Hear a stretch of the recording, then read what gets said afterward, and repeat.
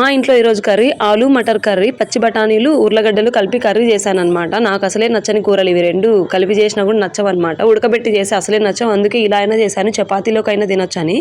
ఇంకా నాకు మంచి కామెంట్ వచ్చిందండి, మీరు ఇలాంటి కడాయిలు యూజ్ చేయకండి, హెల్త్కి మంచిది కాదు అంటే. ఇవి నా దగ్గర సిల్వర్వి అల్యూమినియం అంటారు కదా, ఇవే ఉన్నాయి, మా అమ్మ ఇచ్చినవి.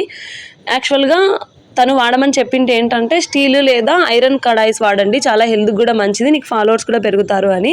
ఫాలోవర్స్ విషయం పక్కన పెడితే ప్రతిదానికి డబ్బు పెట్టి వీడియోస్ చేయడం నాకు నచ్చదు. అది కాకుండా మేము ఒక చోట ఉండట్లేదు కదా, ట్రాన్స్ఫర్స్ అవి ఇవి చాలా వరకు సామాన్లన్నీ మా అత్తగారింట్లో ఉన్నాయి. మరి మేము ఇక్కడ ఉండము, మళ్ళీ ఇక్కడ నుంచి ఒక 1 ఇయర్కో మారిపోతే మళ్ళీ అన్నీ క్యారీ చేయలేక వదిలేసుకోవడం ఇట్లా అంతా జరుగుతాయి కదా. ఆ వీడియోస్ కోసం ఇంత అన్నీ కాకుండా హెల్త్కి కూడా మంచిదే అంటున్నారు కాబట్టి ఆలోచించాల్సిన విషయం. కానీ ఏమో, ప్రతిదానికి డబ్బు పెట్టడం నాకు ఇష్టం ఉండదు. ఒకసారి ఛానల్ కొంచెం ఫేమ్ అవ్వనివ్వండి, చూద్దాము. మరి ఇది నేను చెప్పాలనుకున్నాను, అంతే.